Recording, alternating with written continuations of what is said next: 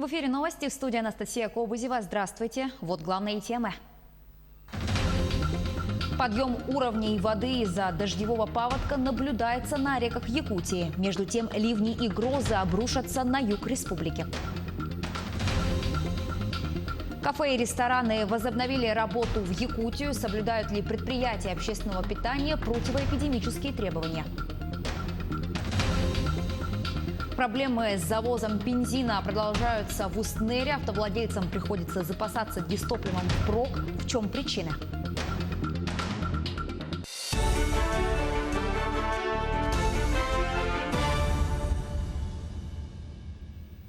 В Якутск ветром принесло дым от лесных пожаров. Горят территории в Тампонском районе и вдоль реки Алдан.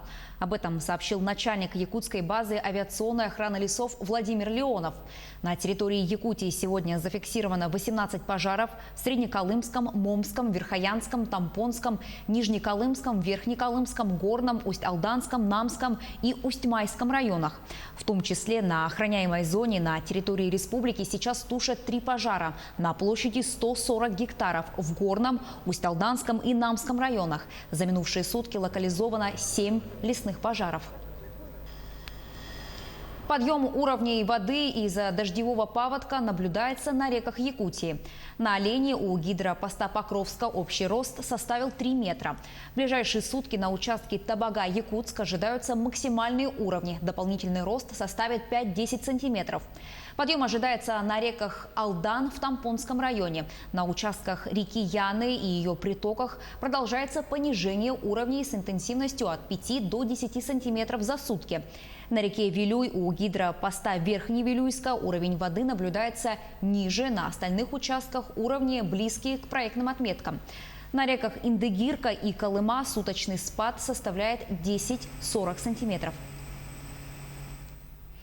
Ливни и грозы обрушатся на юг Якутии. По прогнозам синоптиков, в ближайшие сутки в Алданском и Нерюнгринском районах ожидаются кратковременные дожди, местами ливни, грозы с порывистым ветром до 9-14 метров в секунду. А в столице региона в ближайшие сутки преимущественно без осадков. Ветер северный 3-8 метров в секунду. Температура воздуха ночью плюс 9, плюс 11, днем плюс 26, плюс 28. Теперь к последним данным оперативного штаба Якутии по противодействию коронавирусу. Еще 58 человек в регионе заболели COVID-19. 43 новых случая в Якутске, 5 в Сунтарском, по 3 в Намском и Мирнинском районах, 2 в Нерюнгринском, по 1 в Ленском и Хангаласском районах. Напомню, что сегодня открылись кафе и рестораны. О том, какие требования они должны соблюдать, пояснила заместитель руководителя регионального оперштаба Ольга Балабкина во время брифинга по эпидситуации в республике. Открытие и работа допускается наших точек общепита только при 50% загрузке самого зала. Расстояние между столами для того, чтобы не допускать распространения инфекции, не менее 2 метров. И, соответственно, сегодня я говорю это для всех, общепит у нас закрыт для проведения коллективных мероприятий. Безусловно, мы надеемся, что именно соблюдение вот этих требований при возвращении в нормальную жизнь не дать повышения заболевания как такового в целом. И, соответственно, даст определенные правила поведения и культуру, новые правила поведения, в том числе и в общепите как таковом. И уже сегодня наша съемочная группа решила проверить, насколько соблюдаются предприятиями общественного питания все установленные противоэпидемические требования. Материал Агафьи Гоголевой. Поднимаемся. В ресторане нас встречают сотрудники в масках и пшикают антисептиком. Давайте пройдем внутрь и посмотрим готовность зала. Зал раньше вмещал 16 столов, и, как вы видите, сейчас стало очень просторно. На 50% меньше столов, всего 8. Измерим теперь расстояние. 1, 2. 2 метра, все правильно. По словам сотрудников, жители уже звонят и бронируют столики, и они надеются, что за неделю поток гостей восстановится, так как люди соскучились по ресторанной еде и самой атмосфере нахождения в ресторане. Мы намерены соблюдать все правила для безопасности наших дорогих гостей. И вашему вниманию мы представляем новые блюда. Например, у нас есть чир с сливочным корном в соусе. И у нас круглый год традиционная индигирка, строганина и якутская жеребятина. Сотрудники ресторанов готовы соблюдать все меры предосторожности, предписанные Роспотребнадзором, и рады возможности вновь вести свою деятельность, пусть пока и не в полную силу. В связи с открытием некоторые предприятия общепита предлагают свою продукцию по антикризисным ценам. Сегодня мы открыли свои двери для наших гостей, соблюдая все требования по рекомендациям. Соблюдение расстояния 2 метра между столами. Также оформили бактерицидные лампы в зале, готовы для замера температуры, градусники дистанционные. И у нас средства в любой доступном средстве, антисептики стоят. Ждем наших граждан. У нас появилось электронное меню. Каждый гость может сканировать, не притрагиваясь к самой обложке меню. То есть это тоже очень безопасно, потому что свой телефон мы трогаем, и меню бумажное мы не будем трогать. За соблюдением правил безопасности будут следить представители Министерства предпринимательства. Минпредом совместно с другими органами власти будут усилены выездные мероприятия по соблюдению санитарно-эпидемиологических требований субъектами малого и среднего предпринимательства, первостепенная задача которых прежде всего направлена на профилактические меры по недопущению распространения новой болезни.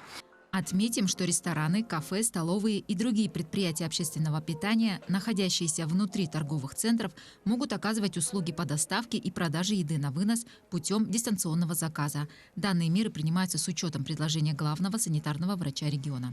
Агафья Гоголева, Григорий Николаев, Якутск. Убытки авиакомпании «Якутия» из-за пандемии составили 1,5 миллиарда рублей. Вице-премьер Юрий Трутнев поручил изучить эффективность поддержки авиаперевозчиков Дальнего Востока и Арктики. Как сообщил член Совета Федерации Анатолий Широков, общая сумма убытков только 9 региональных авиакомпаний Дальневосточного федерального округа и Арктики в период с марта по май составила более 4 миллиардов рублей. По его словам, самая тяжелая ситуация складывается в авиакомпаниях «Якутия» и «Ямал». Отмечается, что эти 9 авиакомпаний получат субсидии в размере 176 миллионов рублей. Это 4% от суммы убытков. Дефицит бензина на Устнерской АЗС уже мало кого удивляет. Многие автовладельцы по привычке запасаются топливом впрок. В проблеме разбирались наши корреспонденты. Уже не впервые за этот летний период устнерские автовладельцы испытывают нехватку бензина. Магаданская нефтебаза не может вовремя обеспечить Устнерскую заправочную станцию. Заявки делаются регулярно, но поставки происходят с города Магадана. В июле месяце в начале танкер не мог пришвартоваться, поэтому был очень большой, 10 дней не было бензина, очень большой такой период. И сейчас опять началось, вовремя машины, не нашли машину. На данный момент уже машина отправлена, утром выехала. Будем надеяться, через 3 дня должен бензин подойти. Магаданнефть – монополисты на данном участке трассы Колыма от Магадана до Кубиме. Поэтому страдают и водители транзитных машин. А примерно-то хоть когда прилетал? Если бы я знала, я бы вам все сказала. Вот сейчас, по крайней мере, с диспетчером разговаривала, она сама дозвонилась до нашего водителя, связь прервалась. Она так и тоже. В Устнере более 3000 автовладельцев, и вводимые по заправке ограничения дают скорее обратный результат. У нас не такой большой расход, но в ограничения расход просто огромный. Когда начинаем, если вешаем табличку ограничения по 10, по 20 литров, все, сразу же расход увеличивается в 2-3 раза. Уже несколько лет ведутся разговоры об альтернативной заправочной станции от Саханефтегазсбыт. Но ВОЗ и ныне там. Недоволен тем, что постоянно нет бензина, и то, что только 92-й. Качество бензина плохое, машина постоянно плохо ездит, не заводится нормально. Бензин у нас, конечно, качество, очень плохого. Я одного не понимаю, почему наша республика не может поставить свою заправку у нас в самой холодной точке Якутии, в Аймеконе. долго мы будем зависеть от Магадана. И почему 92-й один бензин? Нету 95-го. Машины новые у людей, машины ломаются. Четкое выполнение магаданской нефтебазы и графика завоза бензина позволит избежать многочисленных жалоб и нареканий не только от частных лиц, но и предприятий, заключающих договоры поставок. Светлана Поцелуева, Павел Комин, Уснера.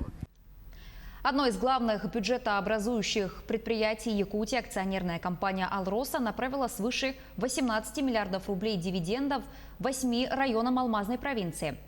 Средства, направленные в период с 2011 по 2019 год, на какие социальные проекты использованные средства в Нюрбинском и Анабарском районах, в следующем материале. В состав Алмазной провинции входят Анабарский, Оленёкский национальные улусы, Вилюйская группа улусов, Ленский и Мирнинский районы. Они в совокупности являются держателями 8% акций «Алроса», по 1% на каждый. Таким образом, компания участвует в жизни всех 8 улусов не только через различные муниципальные проекты и программы в рамках соглашения о сотрудничестве, но и выплачивает дивиденды. Так, в Нюрбинском улусе средства алмазных дивидендов пошли на социально-экономическое развитие муниципального образования. Внебюджетный счет Нюрбинского района уже поступило почти более 2 миллиардов рублей от дивидендов. Мы являемся акционерами большой компании «Алроса». За эти года от средств поступления дивидендов в Нюрбинском районе построено более 100 социальных объектов. Это и наши школы, детские сады, дома культуры. И как тоже не забываем выделять эти деньги на строительство межпоселенческих муниципальных дорог, на капитальные ремонты. Также вот последние 2 года мы по муниципальной программе, по социальной политике, мы выделяем значительную сумму на поддержку наших ветеранов тыла, инвалидов и так далее. Так что мы тесно сотрудничаем с руководством «Алроса» компании и правительством республики. И глава республики как раз поддерживает те начинания, которые мы по муниципальным программам выделяем эти средства от дивидендов. В Анабарском улусе приоритетным направлением расходования средств от дивидендов акций «Алроса» является сокращение числа аварийных и ветхих зданий школ, ликвидация очередности в детских садах, переселение граждан из аварийного и ветхого жилья, улучшение экологической ситуации и другое. Мы в последние годы начинаем заниматься строительством котельных. В Юринхае построили котельную, с этого 2020 года начинаем строительство котельной в село Соскалах. Можем гордиться строительством этнокультурного центра народов Севера Долган, Арктики в село Юринхая, спортивного комплекса в село Соскалах. Много крупных объектов мы построили. Мы благодарим от имени жителей нашего района руководство акционерной компании «Алроса», акционерной компании «Алмаза Набара», которые за последние годы многим поддержали развитие нашего района, развитие местного производства, в обновлении всей инфраструктуры нашего района. Средства, поступающие от дивидендов «Алроса», играют определяющую роль в жизни районов, создают комфортные условия для жизнедеятельности людей. Отметим, что в прошлом году главой республики Айсеном Николаевым утверждена концепция социально-экономического и экологического развития улусов Алмазной провинции в целях повышения качества жизни жителей сел и городов. Главы муниципальных образований видят только плюсы и перспективы для разностороннего развития районов республики в таком сотрудничестве с акционерной компанией «Алроса». Агафья Гоголева, Роман Савинов, Якутск, Анабар, Нюрба. Зоопарк Арто-Дайду возобновил работу. Открытие любимого места отдыха без преувеличения ждали многие жители республики. На территории зоопарка необходимо соблюдать социальную дистанцию 4 квадратных метра на 1 человека и масочный режим. Также для посетителей установлены санитайзеры для дезинфекции рук. За первое полугодие в алмазной столице получили гражданство 285 иностранных лиц. Одни приезжают на заработки, другие погостить к родственникам, и часть приезжих принимают решение остаться здесь, если не навсегда, то надолго. Почему сегодня люди едут жить в алмазный регион из далеких теплых стран и чем так манит север, узнавала Анна Брянская.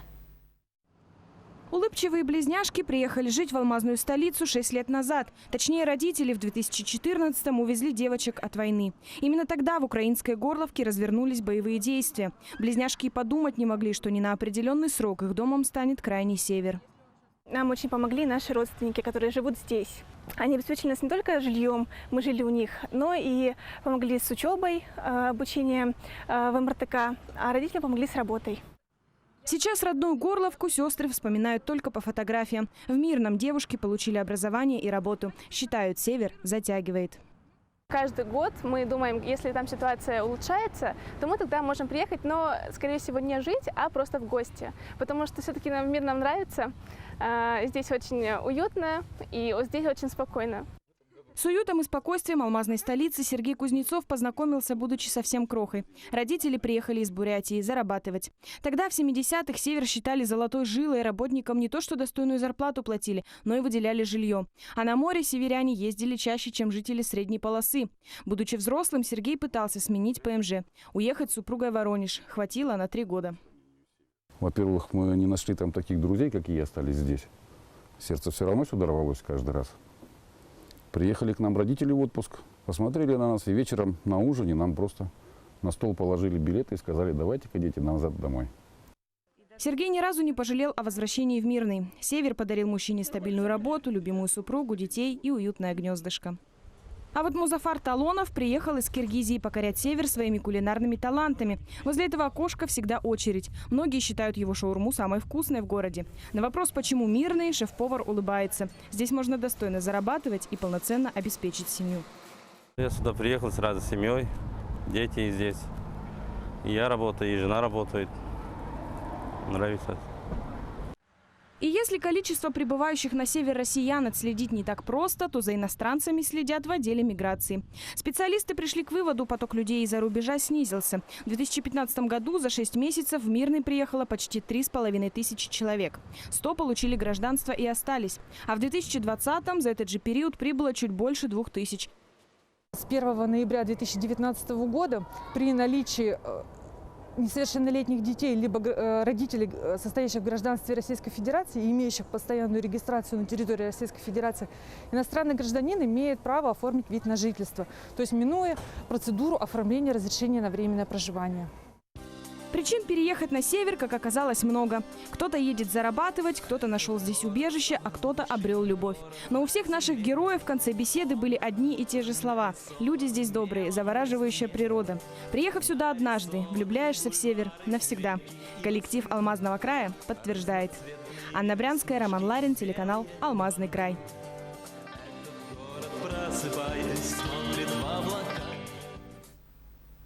Наши корреспонденты продолжают следить за развитием событий. Еще больше информации на наших официальных сайтах як24.ру и nvk-online.ru. Оставайтесь с нами.